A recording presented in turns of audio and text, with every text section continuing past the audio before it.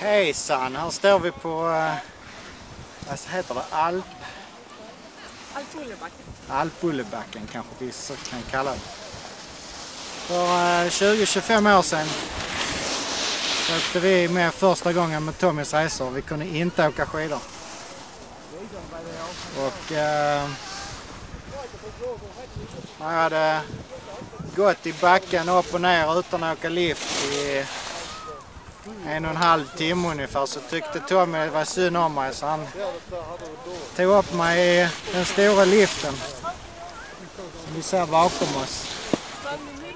Och han sa han skulle lära mig åka. Vi kom ner till precis denna platsen där vi står nu. Och då sa Tommy till mig att nu har inte jag tid med dig längre. Sen åkte han iväg, så fick jag ta mig ner bäst fan jag ville. Och det gjorde jag, och sen dess har jag tyckt det var jätteroligt att åka skidor. Och min far tog det någon dag extra att lära sig, men